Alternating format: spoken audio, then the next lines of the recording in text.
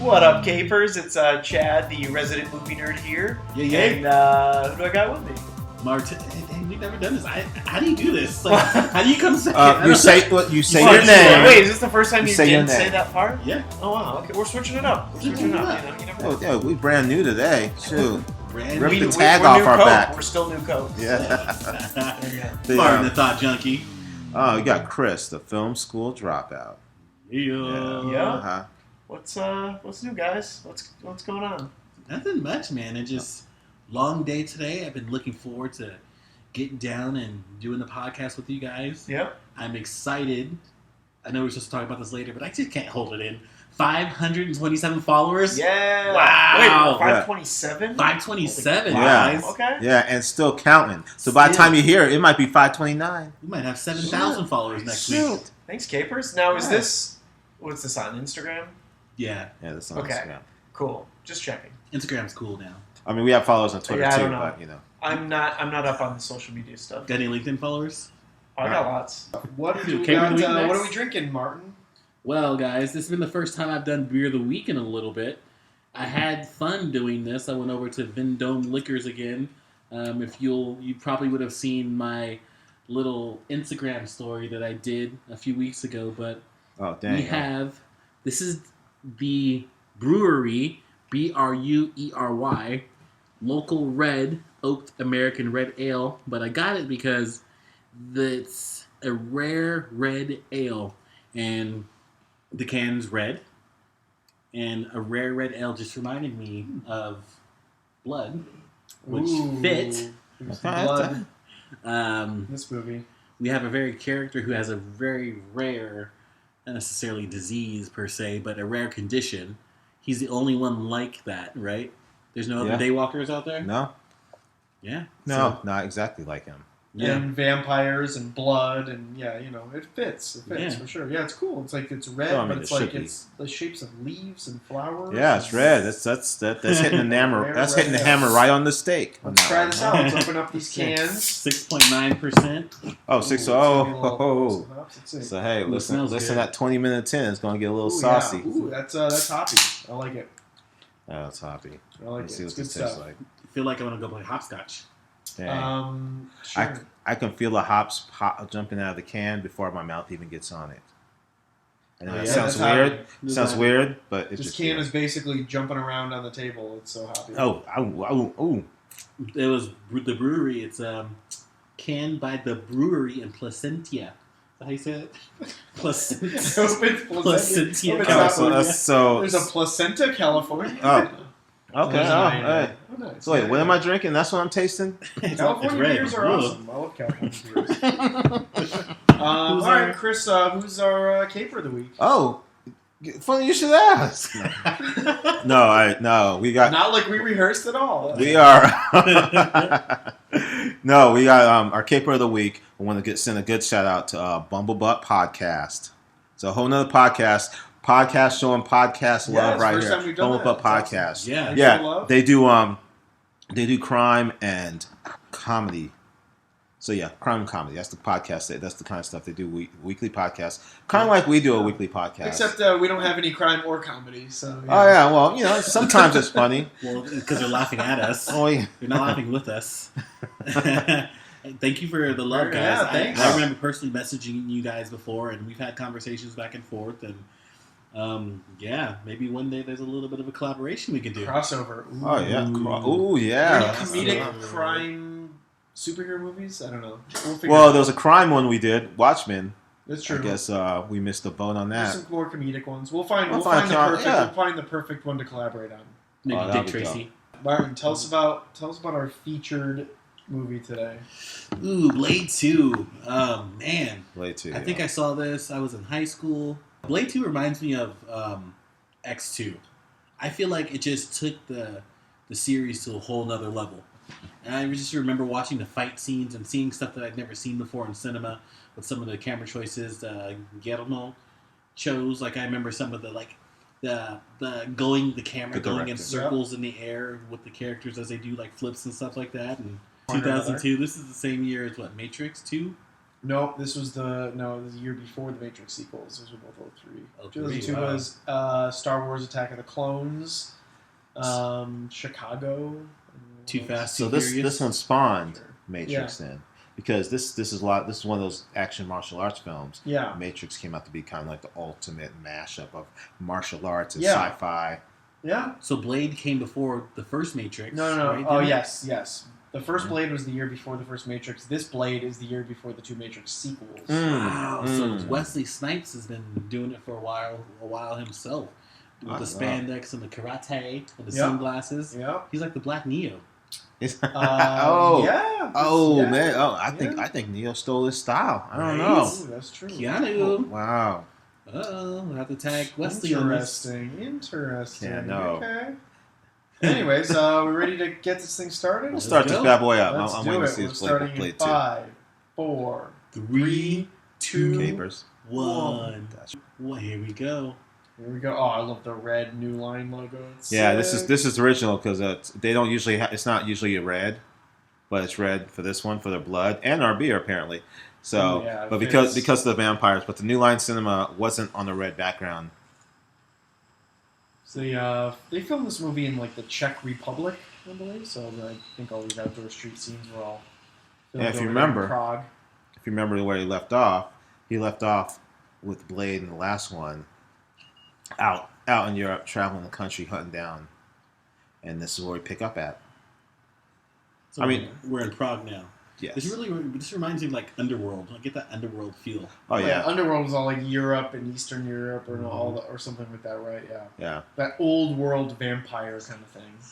Yeah. Because the first Blade was all just in New York City, right? Yes. Yeah. It must be. Yeah. I remember being really invested in these characters. Like I remember feeling real peril for Blade and real peril for like the sister later on, and for Whistler of all people. I remember watching Whistler. I was like, oh god, this is the movie he gets killed and he's gonna die, and so I remember really being invested in these characters. What in this one? Yeah. What's the died in the last one? Did he die? Whistler died in the last one? Did he come back? He comes back in this one. They find him. Oh, Whistler? Oh yeah, Whistler's in He's this kidnapped. one. He's out in Europe searching for him right now. Oh, so that's where they were going. Yes. Oh yeah, no, he died in the last one. They got the Whistler. They shanked him up. They killed him, huh? Now this is great because the beginning of this movie, Sorry. the beginning of this movie starts off in the blood bank, where these people, and the guy, this kind of homeless guy comes in and says, they just take blood by the bottle. They take so much blood and they pay you for it. Well, it's an actual front because vampires run this blood bank, which I think is the best business for a vampire to run. Definitely. Because they have people that come in and volunteer giving blood, and they don't have to eat them. They just give them their blood, they leave, give them some more blood, they take as much blood as possible, and they supply it to the vampire kind. Yeah. That's smart. Vampires going into business for themselves. Like, take it away to work smarter, not harder. Yeah. Yeah. Yeah. I just remember really being freaked out as a kid by the chin that just opens up. And, like, you just see, like, all the nastiness. It just gets me every time. Yeah. Can we pause? They're about to Dude, suck it's off. too loud. Why is he laughing? Yeah. He's crying because he thinks because you're supposed to play the role that he's, like, in danger. Uh-huh. Oh, Well, so yeah, this is fine. a whole... This is, like, a whole farce. Like, he was coming in specifically... Making this look like a Nazi Yeah. torture chamber. Oh, here we go. Here's Yes. the bloodshed. blood. This is how vampires get their blood. At least capitalistic vampires. Even this guy's dressed like a Nazi SS agent. Oh, the one vampire. Well, where are they? They're in the Czech Republic, I guess. So maybe that's what their uniforms look like. I wonder what the social relevance of it is. There's got to be something. I don't know. You tell us, Martin. I I'm not Thought a junkie. Czech Republic Vampires. expert. You're not an expert in that, really?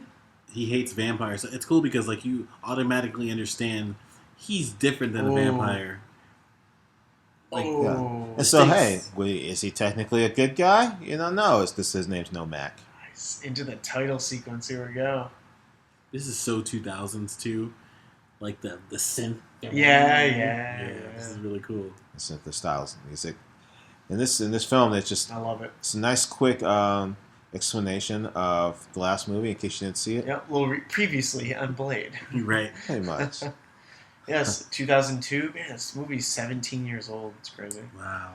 I still can't believe we recorded Blade on the 20th anniversary to the day last Yeah, night. yeah, this that's- is yeah, not that an anniversary. happened. This movie came out in March 2002, so we missed the 17th anniversary by a few months. But Damn, we should have held out a few months. Yeah. Huh. these are some pretty early 2000s effects here with the negative kind of images and some of these freeze frames and stuff like that. Yeah. Yeah. See the A little dated. he's cool- he's explaining that Whistler was killed, but Which I didn't remember. At the end of Blade, Whistler was killed, but at the beginning of this movie, they bring him back. They say he was just taken, and because when they decided to make Blade 2, Whistler's a popular character, so they wanted to bring him back. So he died at the end of Blade. See, in the actual movie, it doesn't say Blade 2. What was it? Blood Right, Hunt? yeah. It doesn't say that in the movie. Well, yeah, and that's What if it doesn't say it in the actual movie? The subtitle. Don't just add it to like the streaming listing. That makes well, no no, but sense. if you look it up, it's actually in It doesn't say it on the IMDb. advertisement too. I don't know. But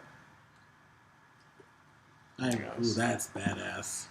Uh, I was gonna say earlier as we were looking at the opening credits, it's really cool, and it's never spoken, but the fact that Whistler's a white guy and Blade's a black dude, and Whistler plays a father figure character to him, I think that adds such a subtle dynamic to Blade that you just don't realize. Like you don't even really think about it. You know what I mean?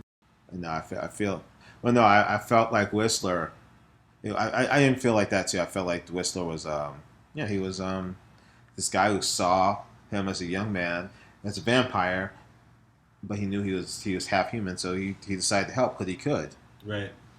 So yeah, I mean, from perspective, that could be the white savior role, if you want Yeah. to say. But But I mean, not- I don't think it would have mattered race wise. It has not. I don't think it had anything to do with that. So Right. I mean, as me, I'm a kid from a low socioeconomic background and community. Didn't have a lot going for me when I was younger. I had someone that was actually a white guy who became a mentor for me, and it's cool to, I don't know, just know that becoming a mentor is so pivotal in somebody's life, regardless of what their background is. If you can become a mentor, become a mentor. Like, you don't know whose life you're saving. So that's what I feel when I look at Whistler and Blade's relationship with one another. okay, okay, Yeah. so it's a little personal. I get it. Yeah, Yeah. So it touches you like right there, like right in the Right. middle, Mm-hmm. right in the middle of the chest there. Yeah, Right where the heart is. yeah. Chad, what do you I think can about see these that. fight scenes? yeah, they're cool. Yeah, so I mean, some of the CG effects are kind of showing their age a little bit now, 17 years later. But But no, I think Yeah. I mean I think these CG effects are pretty good though. I mean I've seen some bad ones, but these ones are pretty good. Yeah, they aren't as good as now. well, I mean, they like, aren't as good as now. yeah, definitely. the best thing. So- I mean, Guillermo del Toro's are always better with practical stuff. So practical creature, animatronics, makeup, or here when they're doing practical, real fight scenes, where we get to some of the choreographed, martial arts stuff. That's Yeah. pretty awesome. The one thing Del Toro does good in this movie is a lot of like choreography, and there's a lot of like the action and fight stuff, and he mixes CG in there. Yeah. So it's not this huge CG scene, but if you watch, like there was a scene where you see Wesley Snipes does a backflip and he comes close to camera while the camera's on top of the motorcycle and it Uh-huh. lands on him. That's That's obviously CG, but it looked so real. But the fact that it's not possible, obviously, it was.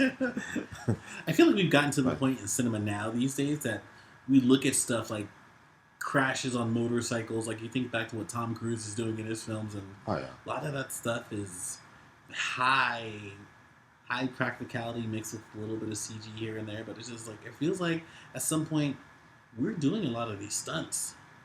Oh yeah. Audiences want to see real Oh, yeah. stuff. You know, At people least get a real little enough. sick of CG stuff. So you see some real choreography. You know, the actors actually put in the time to do the training for that, and you know, obviously they use sound and maybe speed it up a little. Yeah, maybe a little enhancement to make it look real, like the punches and kicks are actually landing. But yeah, I think people appreciate that. Especially you need to shoot it in a way where audiences can follow it and not get lost and just Oh yeah. and stuff like that. And that really makes or breaks a movie. A lot of action movies now it's shot in a way you have no idea what's going on, where the characters are. You need to put a lot of wide shots in there, just establish the geography of the characters, especially if you're following multiple characters. What Endgame and Infinity War did so well. You're following so many characters, but you could still keep track of where everybody was and what they were doing, and you never. Really I think they did lost. a great job on That's Endgame on mapping that out. That's not easy to do. It all comes down to you got to plan how to shoot and edit that. Oh yeah, because the thing is, half those characters are CG characters, or they're like half CG characters, everything had to be meticulously planned out. Because when you're dealing with CG, especially with multiple characters, they have to measure exact. They have these measurements, and they have to hit these exact marks. Because when they build it later on, they use math. They have to use these exact measurements. Yeah. So everything has to be exact. Can you imagine like eyeline in a big budget film? Like independent films, they have so much trouble just matching eyeline and not crossing the 180 degree line. Oh yeah. Imagine doing that like in a big budget film, dude. It's crazy. Oh. I was gonna say too, like I'm really impressed. You and I have seen it. Chris, resident movie nerd over here, hasn't seen Phoenix, but I'm really Dark impressed. Phoenix? Yeah, no, Dark not Phoenix. I'm really impressed with the fight scenes in Dark Phoenix. The fight scenes in Dark Phoenix were so good. Oh yes. my gosh. And like and you go back to action scenes with multiple characters and trying to follow them. I think Phoenix did something that I never saw before. I'd never seen a fight scene of like a mass fight scene with multiple characters where not only the audience members were keeping track of where the other characters were, but you saw the characters in the film keeping track of where all the other characters were. Because if you remember, they were helping each other at the same time. Yes. If you haven't seen it, I think yes, watch that scene. Yeah, it makes the movie watchable. The no, the movie looks this great. This is like Leia letting Han Solo out of the carbonite in Return of the Jedi. Yes. Oh, yes. I see the throwback. I see it. Ba-da-bum. Baby's on a half tip. I don't know what that means. I'm starting it.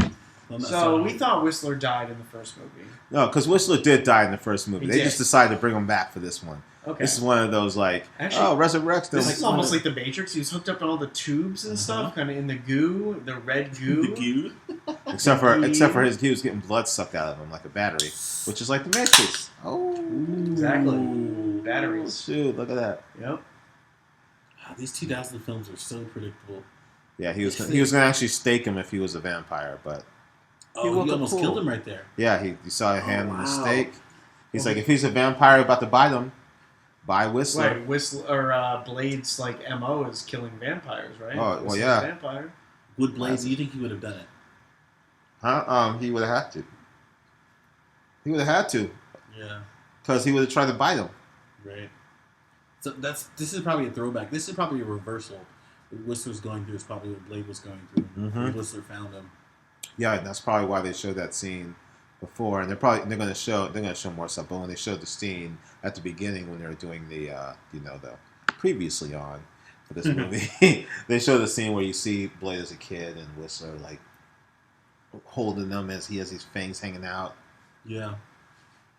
So There's a little Method Man in the Oh, background. look who it is. It's Daryl from The Walking Dead. Daryl. Norman Reedus. Norman Reedus. Norm Reed. Post Yeah. Boondock Saints, which I think was a few years before this. That was late 90s. Yeah. He's still young. He looks And like he a looks young exactly man. the same. His hair's still long. He looks like a little younger. Yeah, I I think can he only see. plays the same. I think he plays basically the same character. Yeah. I mean, this is probably a Walking Dead prequel because he could be Daryl in here, and then by the time the events of The Walking Dead happens, Yeah. you know, Daryl's a Ah. badass and he survives because he's like, I can take on zombies. I already fought vampires. Yeah, Does hey. that mean we can tag Walking Dead now?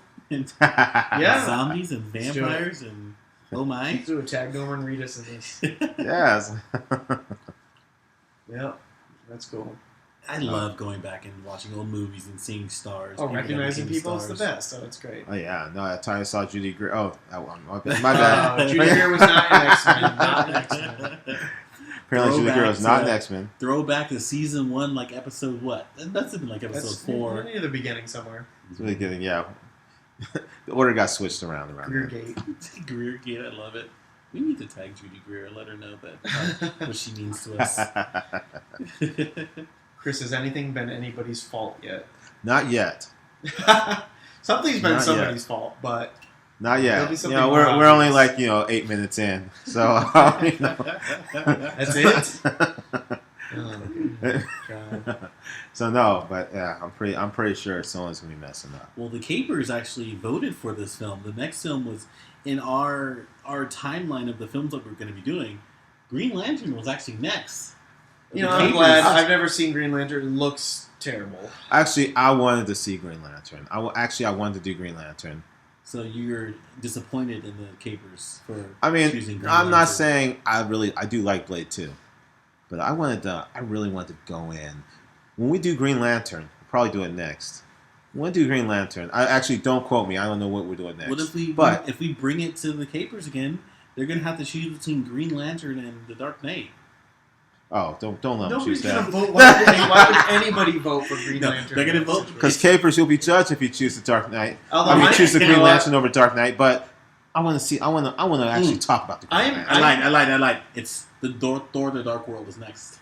On the Okay, list. I was gonna say Yeah. I am as much as I love the Dark Knight, I'm intimidated to do that because you know how much research I'm gonna have to. There's You so already much to know it all. but there's so much to talk about with that movie. Though. Yeah, there's Don't gonna pull be a curtain fun. back. Don't I'm tell gonna them go what to you do. IMDb. There's gonna be like 350 pieces of He just trivia knows or the something about stuff. that He movie. just knows the I stuff know that's already. true. I do know that movie better probably than a lot of the That other ones. I will so. be able to talk that. Like when we did Batman Begins, that was one of my favorite commentaries because I'd seen it so much.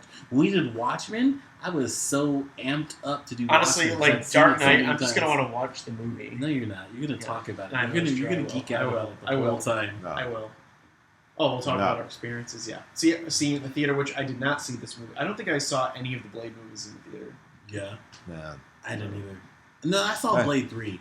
I was probably a senior in high school by the time that came out. Just remember being so disappointed. Even with Ryan Reynolds and Oh, what? J. Beale. Yeah, that's true. What? That's true. Trinity in the third one of this. Yeah. I was because I just felt like these guys are just some humans and they could fight nearly on the level of Blade. What? What we need Blade for? Was then? that Ryan Reynolds' first like action movie? Because he was probably like a romantic comedy dude in 2004. Yeah, I think you're right. I don't know if he's. I He was mean, in it might Just have been. Friends. Yeah, he wasn't doing anything. It was his like biggest action. Green Lantern or movie, Deadpool definitely. or X-Men Origins by then. It's so funny how you go back and watch the progression of these actors, and you're like, oh, then like you get older, and now you're watching the progression of these new actors, and you're seeing them go through the same like timelines that other actors like Ryan Reynolds and that you knew. And you're Right. like, okay, this is purely a cycle that Hollywood goes Well, through. there are cycles like the rise and fall. Like think how big of a movie star Wesley Snipes was in the 90s into early 2000s, right? Yeah. The Blade movies. What else? Art of War. What Passenger? Was it Passenger 57? Yeah, There's all what other Wesley Snipes well, ones? Demolition Man. Demolition Man. U.S. Yeah, Marshals. Love U.S. Marshals. Uh-huh. But like, what made Wesley Snipes? Passenger movie star? 57. Action made him Passenger 57. But why? Like what? Well, Because you I feel think like I don't because- see much of his a range in these movies, at least. But like, Well, the Blade, he's playing Blade, which is a little more. is it because like, he knows martial arts? brooding and he's. Well, No, he knows. He knew that. It's just like That might in set him those apart. movies, like it's kind of like the the '90s. kind of one-liners, those Yeah. action films, and so he had a lot of those. He He had looks those cool one-liners. in he had a those- trench coat and sunglasses. they're always bet on black. Yeah. You kill somebody. Those kind of things, which you don't get that much. I mean, you do get that in this movie, but it's like a lot. It's a little more, I guess. Well, think about like the black action stars of the '90s. Well, who'd you have? Like Denzel and Will Smith. Well, he wasn't. Denzel wasn't an action star. All right, or maybe not yet, but Will Smith. And Will Smith like, wasn't an action star. Oh, I guess. I mean, no, after Independence Day. after and stuff, Independence yeah. Day, yeah. So yeah. Or Bad Boys '95. Yeah. Actually, yeah. But Sorry. they don't. Like Will Smith, for example, doesn't do the type of action that like Wesley Snipes would do. Like the more martial arts, like Will Smith, I can't picture doing one of these fight scenes like Wesley Snipes does. So maybe that's what set him up to be a star. Probably. Oh yeah, no, that definitely did. His martial arts background did set him up in as far as what other black because actors? his fighting style in like Passenger 57, it's not exactly like this because this is a lot more martial arts. Yeah. But his fighting style in like Passenger 57, in Demolition Man. When he was versus Stallone.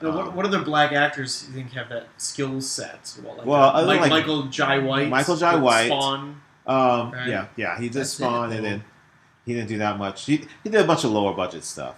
Yeah. Did a few lower budget things. Who else was there? Damn, it's sad. That was it. I don't know. I mean, maybe it is a short list. That's a short But see, that's exactly what sets Wesley Snipes apart. Yeah. For sure. No, that's definitely.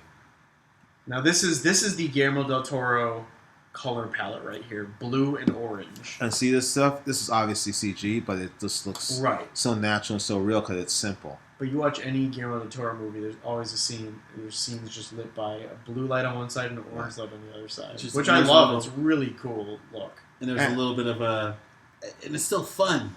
Like you see Whistler here getting his ass beat, but he's not going to die. I guess that's a story because you know that he was just resurrected, so he's not going to die again right away. Like God's blade. But it's still like there's like the tones and the music and the sound effects is still very comical. And then we go into the crazy stuff. Yeah. This is cool. Like, dopest fight scenes. This is kind of like a very simple set dressing in the background. It's just like a bank of like round lights. But doesn't it look like a music video right now? It's it does. Blade the music video. Just like this looks like a music video. Like this like bank a of lights nice music video. Them. Like seriously, that should be Diddy. Yeah. Take that. Like Diddy in sync doing a choreographed routine in front of that or something. Like it's just. But for people who want to do badass, people who want to do action scenes, and people that want to direct, even like all the kids that I work with, and I always tell them like the one thing that you need to do that's going to set you apart from all the other directors and all the other people that are just learning is coverage. Shoot a lot of coverage, shoot multiple shots because you have to be able to jump back and have multiple angles to edit through because it makes it just seem more dynamic and fun. You want to keep cutting to wide shots to, like we talked about earlier, so you keep the viewer oriented what's going on. Yeah. But you also need a lot of kind of closer shots to really, you use those to emphasize the action. You cut to those quickly, to make punches land or to look at the characters' faces. And the quicker you cut, obviously, the more exciting a scene is. But you got to keep coming back to the wide. And I think for fight scenes like these choreographed things, you want to see the work the actors have put in and the routine. It's like a dance, Right. Definitely a dance. Like I'm looking at Wesley do his thing here, and I'm just like, dude, this is art. That's not easy. I mean, a lot of times you do see they release the behind the scenes videos or whatever of actors training for fight scenes, like for movies and TV shows and stuff like that. But they put in a lot of work. I couldn't do that. That's hard stuff. No, I can because that part, the sections of that fight was CG, but it just blends well because it's dark, and a lot of it's practical. A lot of fight scenes just like really Nisi, Nisa, the girl's name, and they just kind of mix the CG in on some of those moves. Like Wesley Snipes can't really jump that high. Yeah. That was CG. Right. These outfits of these guys trying to kill him, like that's a very Guillermo del Toro looking costume design. Like the red goggles, like the goggles of Abe Sapien and Hellboy or something. It's very it's crazy. He sketches all this stuff. There was did you guys go to the exhibit at Los Angeles County Museum of Art? I did not. No. The Guillermo del Toro exhibit a couple of years ago was amazing. It had all his notebooks and props from the movies and costumes. But he just fills notebooks over the years with just really elaborate sketches that he does and ideas for creatures and all sorts of things. And I don't even think he always knows the context of that stuff when he comes up with it, and he finds a use for it Yeah, see. much later on. Like I don't have that skill to draw those things out. My storyboards back when I was making films at film school were Stick figures? they weren't exactly stick figures; they're more like blob figures. So, because sometimes you have to see a little bit of perspective, so you gotta see more than the stick sometimes. So they're more like blob figures. They're still bad. Yeah. But hey, my DP can read them, so There you go. obviously my That's all that DP was illiterate. So no, I'm kidding. My DPs were great. Director of photography. Director of photography, sure. Magnificent. Okay, Just question. in case. Thought junkie question. So we're looking at Daryl here. I remember seeing this for the first time. I automatically knew Daryl was a bad guy. Did you guys get that feeling? Wait, are you spoiling this for me now? Because I don't remember what happens in this. Daryl's a bad guy. What? No, I didn't get that at all. No. I got it right away. Well, here's the thing. We didn't know. Now we know Norman Reedus from The Walking Wow. Dead. You're like, oh no, he's a good guy. But Daryl started off as a bad guy. Wait, are we talking about Daryl or Norman Reedus in this movie? What are we Norman talking Reedus in His name about? is You're calling Scud. him Daryl. His name is Scud in this movie. Scud. Okay, Scud was a bad guy. I knew that right away. I didn't. See, he wasn't though. So you just profiled him as a bad guy because of what? Because of what the director and what the writers wanted me No, to actually, pick up on. Actually, what they did, they set up this rivalry between a little side story. They set up the rivalry between Whistler and Scud Mm-hmm. because Scud was the new blood that's in there, and then Whistler they dig him out of the bloodbath and bring him back. And so this is kind of like it's like competition of someone like a couple dog, like you get a new dog, and so you get the old dog and new dog, kind of like competition, Yeah. competing for space. Right. So that's kind of what was set up in this movie. And Okay. so, and if you like Whistler, then Scud is the bad guy for like. But so now, fast forward to 2011. Is that when The Walking Dead came out? 2010. It might even be 2010. Maybe even 2010. Right? 2010, actually. Like, I don't see that much of a difference in appearance and acting for Norman Reedus, like between those two. But like, we always knew Norman Reedus was going to be a good guy in The Walking Dead. Like, is that I feel like that's like a mental shift that we had. Like, we start to accept bad guys more, and knowing that there's more of a gray area. Like, the more cinema started to like, the more I think it's more, the more television started to become prevalent, we were able to dive deeper into our characters. Then we got characters like what's his face from what's the I always forget it, Breaking Bad. Oh, We Walter have White. the Walter White characters who we know, and we have like the Dexter Anti-heroes. characters who are anti-heroes, but we kind of get to know them and we accept them. Like, I feel like there's a shift.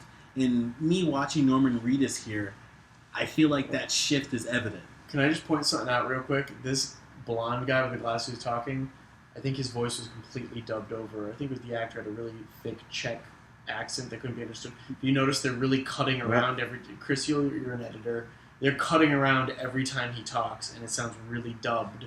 And when he does talk, it's not lining up with his lips. Oh. Interesting. I've been watching that the last couple minutes, and I think maybe it was because the actor had a really strong Czech accent. He's probably an actor from. It's not as bad as Really? It's not as bad as John Connor in Terminator 2.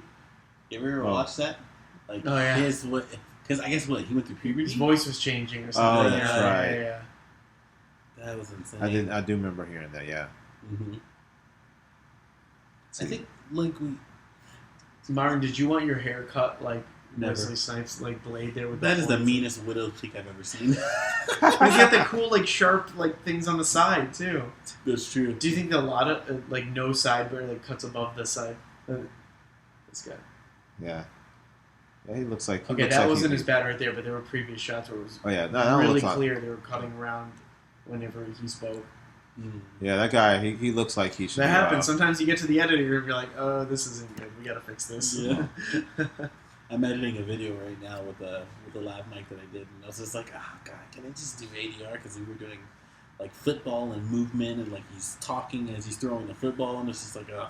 how do editors do this? Like, how do you just sound is? I think sound Yeah. sound is definitely the hardest part. Sound is tougher. Like everyone kind of dismisses sound, but sound is 50%. No, that's how you can tell. That's how you can tell an amateur, Yeah.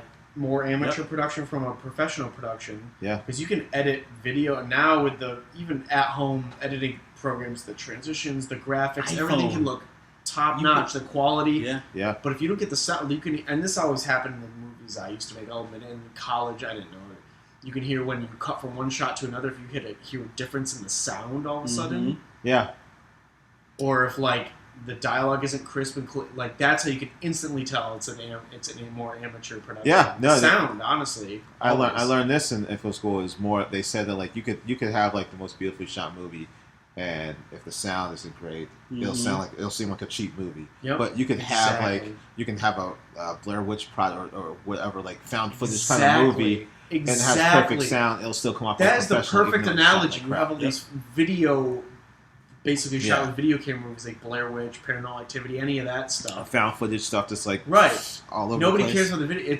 But it sounds good, so it's a major Hollywood release. Yeah. You cannot have something that looks good and sounds terrible. Yeah. That's true. I think that's overlooked. Everybody No. talks about visuals. No, they do. Nobody walks out saying the sound mixing was amazing. You talk about the music maybe, but hey, there is an Oscar category for sound mixing, sound effect, sound editing. But you're Yeah. right. Yeah. No, that's true. That's the most In important film thing. school, I actually learned sound because I learned sound, and I actually worked in a lot of people's productions because Yeah. no one else wanted to do sound because it was just like an afterthought. And I learned sound because I knew that like it was actually important. And it's not a glamorous thing to learn in school. When you're in school, you want to be a director or at least Those are DP the or do real stuff like that. MVPs, man. No one's trying to do sound. Yeah.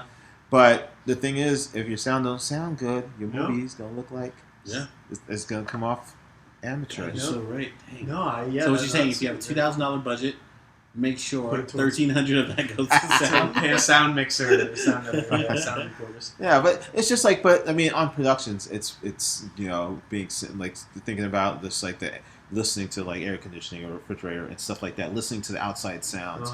Like I would have in film school, I had this location scout. The guy like picked this place, and they're like, all right, he's like, it looks great, everything's great.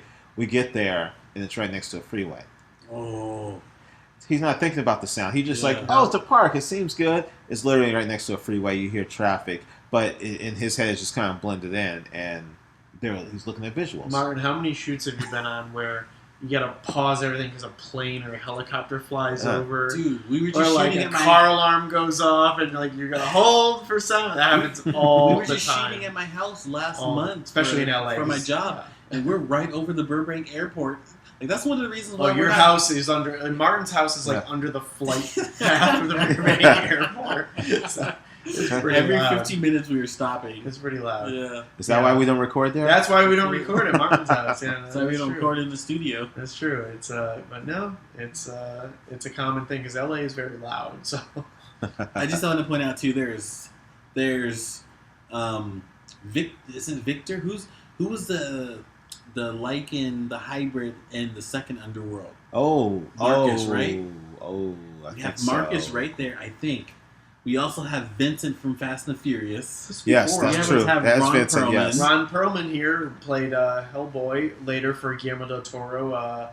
2 years later, 2004. Oh, that Asian dude. He's in the Badlands. It's Donnie Yen. Donnie Yen. Yes, it's Donnie Oh, Yen. dude, this is Donnie a Also, great cast. He's in Rogue this movie. One. Was he? Is he Yeah. in Into the? Is he Oh in- yeah, Rogue One. Rogue One. I'm one with the Force, and the Force. What does he say? I'm one with the Force, and the Force is one with me. Or something. Who's that girl though? Is that That- APOC from? Ron Perlman had worked with Guillermo del Toro before. This was the first time.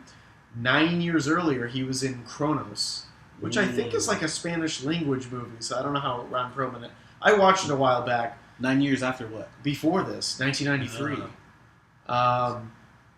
So he had worked with Guillermo before. But yeah, this is only Guillermo's I think second English language movie after Mimic. His Devil's Backbone's in Spanish.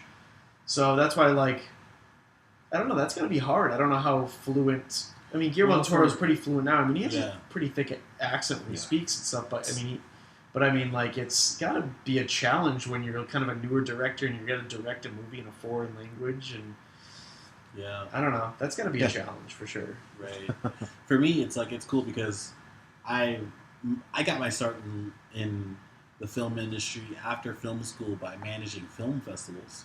So I was in San Diego and I managed the Latino Film Festival for about a good 8 years. I think I did it 4 years before I moved to Los Angeles. But it's like I see all these Latin directors, and then like slowly, because diversity is becoming such a big issue, like I was hearing about Guillermo and like Alfonso Cuarón, who's won Yeah. awards. Like he did like Iñárritu, Roma. Y Tu Mama También. Cuarón. Yeah, they're all And buddies. It's so cool to see like the progression of these Latin artists who just kill it with their artwork. So cool. Yep. Yeah, they're all like really good friends, I think, and because they all kind of start from the same place, and Yeah. with I forget some of them are from Spain, some are from Mexico. That's But they just a still lot of all different are, places. What? There's a lot of different places. Yeah, I don't know, but they're all like kind of like they're a little like tight Little niche, group right? and, Yeah. and support each other, and they all make really great movies. Like I look forward to movies from all those guys. Like I was at a 501 nonprofit conference yesterday, and I ended up talking to this Latin woman, and we were talking about Alfonso Cuarón, like just randomly out of nowhere. That was like we had a 10-minute conversation about that. It's like one of my favorite horror films is The Orphanage. Mm. I don't know if you guys have ever seen that. Maybe Not The Orphan, not to be confused with The Right. Orphan. The Orphanage. I I think no. Guillermo, Produced Warner it. Brothers Latin. Yeah. did Guillermo not see did it. No. Yeah, I went to when Babel came out back in like 06 in Boston. I went to I was screening in a Q&A with that was Iñárritu, right? Was Oh. there did a Q&A, so that was pretty cool. But yeah, this so let's get back to the movie here. Yeah. Let's Oh, recap. yeah. So is this that line I put an Yeah. explosive device in the back of your head? Yeah, in the scene previous, he put an explosive device. Apparently, in in the back DVD commentary for this movie, Guillermo del Toro kind of points out a lot of really lines he doesn't like. Because David Oh, Oskoye really? wrote this just bad lines, or he points out bad CGI and stuff. I don't know. Oh, he does. Here's the badass wide vampire Yeah. slow motion walking shot. So he's teaming up with this team that were trained to kill him, right? Yeah, well, we're listening That's to Lomo cool. stuff. But yeah, Well, that's cool. Yeah, I noticed that too. That's awesome. Oh, he's the only warm-blooded one in the thermal Yeah. camera. That's pretty cool. no, it's great effects. It's the little slow motion walking shot of the badass crew. And they're walking down. They're going to try to talk some of these Reapers, which is the group that's hunting vampires. It's like a virus that's spreading. They're mutated Yeah, vampires. Did we eating talk- vampires? Did we talk about this in X2 after Magneto joined forces with the X-Men? Like, you usually don't get the heroes and the villains teaming up with each other until the third movie, right? What? Did Which we one? talk about that in X2? Or this early in the Yeah. second movie. Yeah, like that's Yeah, usually That's two. that's usually going towards midpoint. That's between second and third act that we see that shift. But here, like, it's so cool that it happens early. That's something that draws me to films. Oh. Maybe that's why I like this one better than the first Blade. Maybe that's why I like Magneto and X-Men. They didn't. Okay, should we Come together maybe till start later. keeping track how many late 90s, early 2000s movie have a rave scene? Ooh, Well, you I'll say- should. This looks just like The Matrix. Yeah. Matrix Well- has one of these. Every Blade movie will have a rave scene because rave scene is Synonymous. Wait, there's a synonymous with rave in- vampires. And two of the Matrix movies, if you count the Zion rave Yeah. / orgy, Yeah, and then there's the club where Trinity meets Neo in the first one. yeah. I think that was just a thing. There's got to be other examples of 90s movies. The first one was The first one was Rob Zombie was the main music. of X-Men. Yeah, and then the second one was, that's the one that's playing in the club scene, right? I think. Yeah, Follow the White that's so Rabbit. Gross. What are Yeah. you doing? They're taking some blood out that person's back. That's a real thing, though. Like that, there's a lot of people who love like that torture stuff Yeah. and like hanging from Oh, yeah. hangers that they put in their back. It's just like Yeah, I actually did a documentary about the. Did you? It's called suspension. Uh-huh. Like they like to suspend and put hooks in their back and hang. hooks in their skin. Yeah, I have a friend's It's- girlfriend who does He's that. Norman insanity. Reedus is watching Powerpuff Girls in the background. Apparently, This is the second time we've seen Powerpuff Girls in this movie. Is it? Yeah. in this movie. Ah. Oh. I guess that's character development. the wow. Now we're This is raving like- out. We're raving out right now. You guys ever been to a rave? Yes. Of course, Chris has. No. Chris is like 90 years old. I'm not. Well, they don't have raves now. What are you talking about? No, I've not been to a rave. I've not had LSD or mushrooms. I always wanted to go to EDC or something like that. Mm. But like, I mean, I grew up in San Diego, so we went through the raver phase and the breakdance phase. Okay, watching Oh. Ron Perlman and Blade in the scene. Why did it become socially unacceptable to like leave sunglasses on inside? If you want to hide your eyes, what's wrong with that? I think people look at you weird if you keep your sunglasses on inside. I would Right. rather do that. I don't like making eye contact with people if I don't have to. Yeah. But like they look cool, they do in these movies because they look cool. But like in real life, you might be a little suspicious. Why does that guy have his sunglasses on? What's he hiding? But Is he a Secret Yeah. Service agent? Which I still don't understand Well- that either because you think like a Secret Service agent won't be able to see as well inside. oh yeah, but true. I mean, well, in this time, it was a style because if you looked that big wide shot, you could look and saw a lot of people had sunglasses on in that club. But nowadays, if you're like inside somewhere, right, especially if you're away from any windows or at night, like this movie, Yeah. you see somebody with sunglasses on, you're gonna wonder. Well, What's yeah, that, a it's vampire? because yeah, it's are you silly about to to do like, now. Like murder everybody in here? Like what's going on? Like It's I don't silly know. to do. It's That's so weird. why. I'm just saying, but it looks cool. I would rather. Do I wish if that was socially acceptable. Like it used to be socially unacceptable to wear a hat inside. Well, yeah. People, everybody yeah. you watch old movies or taking place like in the 50s, 60s, 70s, people used to take their hats off when they went inside. Now But see- I go out wearing a hat. I don't take my hat off when I go inside. Right. You know, And that's that's something that changed. That's true. yeah. I mean, I feel like sunglasses are more of a fad though. Like people are doing it on purpose. Yeah, but just to try everybody to look wears cool. sunglasses. But not at night inside. Well, why I not? barely wear, because you can't see. Because you can't see. That's why. Well, yeah, but you might look cool. But you might trip over something at I've the done same it. time. What do you got to weigh the options. Exactly. You might trip. They wear it because it looks cool, but when it's not cool anymore, they don't look cool. Yep. Maybe Like, you don't maybe look cool like right now. maybe Oakley needs to work on some sunglasses that still look like sunglasses, look cool, but you wear them inside, but you can still like see through them. All right, they have those called transitions. That's true.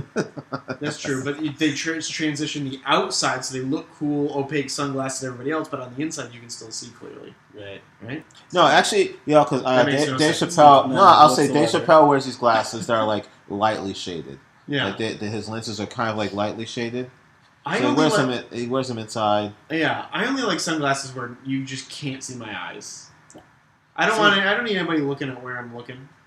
What? Yeah. That's what Gee, secret- hey, you're hey. a So where pervert. you looking, Yeah, huh? exactly. Where you looking, Chad? Where you looking? That's part of it. Back to the movie. That's part of it. I was, Could be part of it. I was gonna say like this is like I really felt the tension here. All right. It's the scene where Norman Chad. I'm sorry, What? Scud. Scud is he's lookout. He's in the van outside, and there's people on top of his car.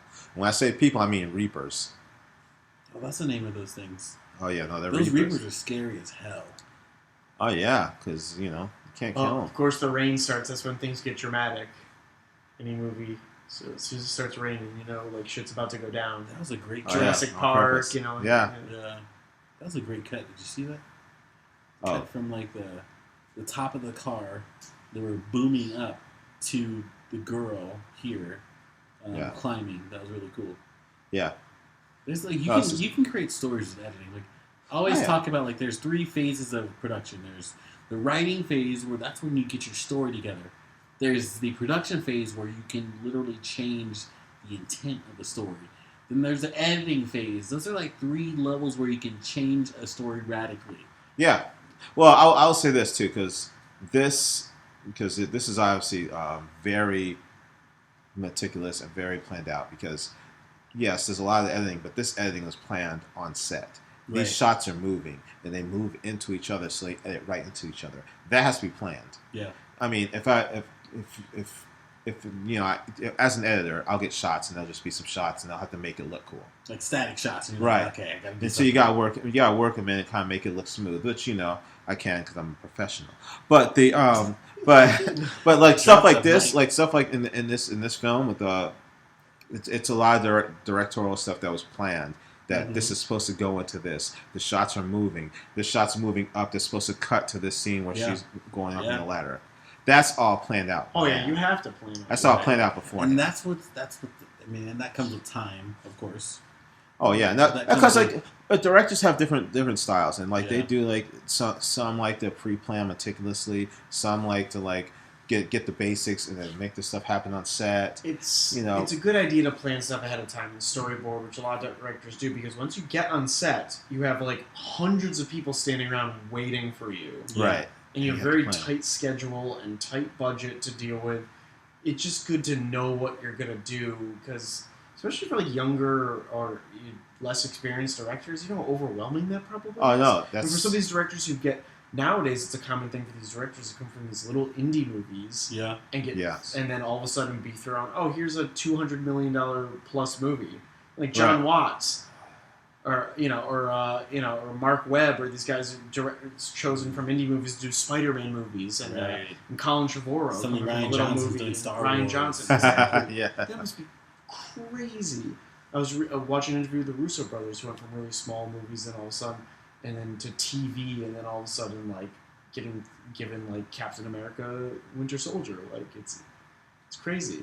Yeah. But yeah, you really need to want to plan that stuff.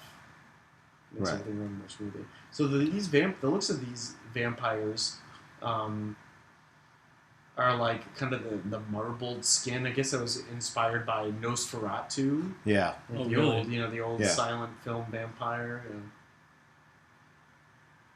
Yeah, no.